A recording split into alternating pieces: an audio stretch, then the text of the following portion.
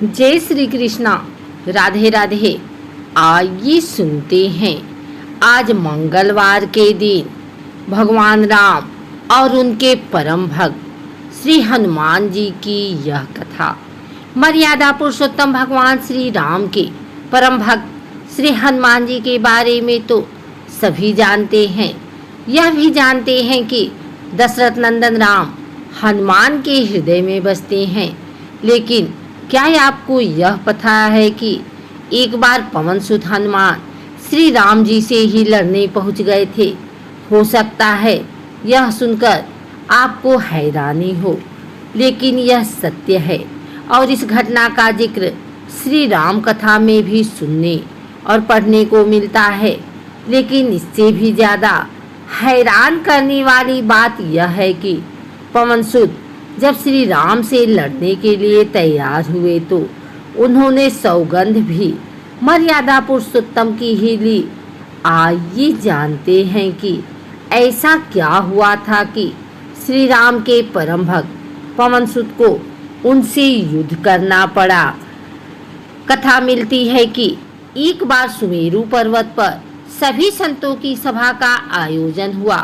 कैवर्त देश के राजा सुकंत भी उसी सभा में सभी संतों का आशीर्वाद लेने जा रहे थे। रास्ते में उन्हें देवर्षि नारद मिले। राजा सुकंत ने उन्हें प्रणाम किया। इस पर श्री नारद जी ने उन्हें आशीर्वाद देकर यात्रा का प्रयोजन पूछा। राजा सुकंत ने उन्हें संत सभा के आयोजन की बात बताई। इस पर नारद मुनि ने कहा, अच्छा है, संतों की सभा में जरूर जाना चाहिए। ऐसा कहकर सुकंत को जाने का आदेश दे दिया। सुकंत जैसे ही सभा में जाने के लिए प्रस्थान करने लगे, वैसे ही नारद जी ने उन्हें आवाज दी। इसके बाद कहा कि जिस सभा में जा रहे हो उसमें सभी को प्रणाम करना, लेकिन ऋषि विश्वामित्र का अभिवादन बिल्कुल भी मत करना। इस पर सुकंत ने पूछा कि यह तो उचित नहीं है। तब श्री नारद जी ने कहा कि तुम भी राजा हो, वह भी पहले राजा ही थे, अब संत हो गए हैं, मत करना प्रणाम। राजा सुकंत ने कहा, ठीक है, वैसा ही करूँगा। सभा के समाप्त होते ही विश्वामित्र जी श्री राम से मिलने पहुँचे।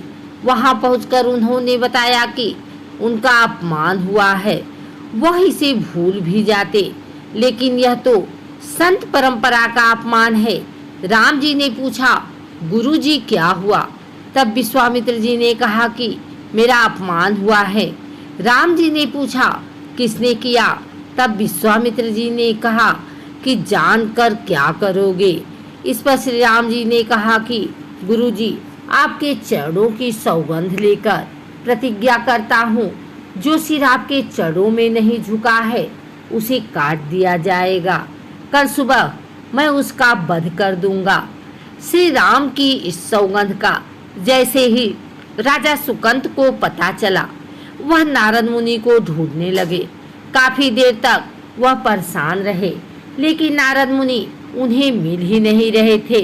व्याकुल होकर जब वह रोने लगे, तब नारद जी प्रकट हुए। सुकंत ने हाथ जोड़कर उन्हें सारी बात कह सुनाई, साथ ही प्राणदान की विनती की। इस पर नारद जी ने उन्हें माता अंजनी के शरण में जाने की सलाह दी। यह भी कहा कि अगर उन्होंने तुम्हें बचाने का वचन दे दिया तो तुम जरूर बच जाओगे, लेकिन यह भी कहा कि वह किसी को यह नहीं बताएंगे कि नारद जी ने उन्हें यह सलाह दी है। राजा सुकंत के रोने की आवाज़ सुनकर माता अंजनी बाहर पहुंची। तब उन्होंने कहा कि माता, मुझे बचा लें, अन्यथा विश्वामित्र जी मुझे मार डालेंगे। इस पर माता अंजनी ने सुकंत को उनके प्राण बचाने का वचन दिया। उन्होंने कहा कि तुम शरण में हो, तुम्हें कोई नहीं मार सकता। इसके बाद राजा सुकंत को विश्राम करने के लिए कहा। शाम ढले जब हनुमान जी माता अंजनी के पास पहुँचे तो उन्होंने सारी बात बताई, लेकिन सुकंत को बुलाने से पहले पवन सुत से सौगंध लेने को कहा। तब श्री हनुमान जी ने कहा कि वह श्री राम के चरणों की सौगंध लेते हैं कि वह सुकंद के प्राणों की रक्षा करेंगे। तब माता अंजनी ने राजा को बुलाया। हनुमान जी ने पूछा, कौन है तुम्हें मारना चाहता? तब सुकंद ने बताया कि श्री राम उन्हें मार डालेंगे। इतना सुनते ही माता अंजनी हैरान रह गई। उन्होंने कहा कि तुमने तो विश्वामित्र जी का नाम लिया था। तब राजा ने कहा कि नहीं, वह तो मरवा डालना चाहते हैं, लेकिन मारेंगे तो राम ही। हनुमान जी ने राजा सुकंद को उनकी राजधानी में छोड़ा और श्री राम के दरबार में पहुँचे। वहाँ पहुँचकर उन्होंने राम जी से पूछा कि वह कहाँ जा रहे हैं। तब मर्यादा पुरुषोत्तम ने बताया कि वह राजा सुकंद का वध करने जा रहे हैं। तब हनुमान जी ने कहा, प्रभु उसे मत मारिए। राम जी ने कहा कि वह तो अपने गुरु की सौगंध ले चुके हैं, अब पीछे नहीं हट सकते। हनुमान जी ने कहा, प्रभु मैंने उसके प्राणों की रक्षा के लिए अपने इष्ट देव यानी कि आपकी सौगंध लिया हूँ। तब राम जी कहते हैं कि ठीक है, तुम अपना वचन निभाओ, मैं तो उसे मारूंगा। हनुमान जी राजा सुकंद को लेकर पर्वत पर पहुँचे और राम नाम का कीर्तन करने लगे। उधर राम जी राजा सुकंद को मारने के लिए उनकी राजधानी पहुँचे, लेकिन वह नहीं मिले तो वह उन्हें ढूंढते हुए पर्वत पर पहुँचे। वहाँ हनुमान राम मंत्र का जाप कर रहे थे। राम जी को देखते ही सुकंद डर गए। उन्होंने कहा कि अब तो राम जी उसे मार ही डालेंगे। वह बार बार हनुमान जी से पूछता कि बच जाएंगे हम। तब उन्होंने कहा कि राम मंत्र का जप करते रहो और निश्चिंत रहो, भगवान नाम पर पूरा भरोसा रखो। लेकिन वह काफी डरे हुए थे, तो हनुमान जी ने सुकंद को राम नाम मंत्र के घेरे में बिठा दिया। इसके बाद राम नाम जपने लगे। राम जी ने राजा सुकंद को देखकर जब बाण चलाना शुरू किया तो वह राम नाम के मंत्र के आगे विफल हो जाते।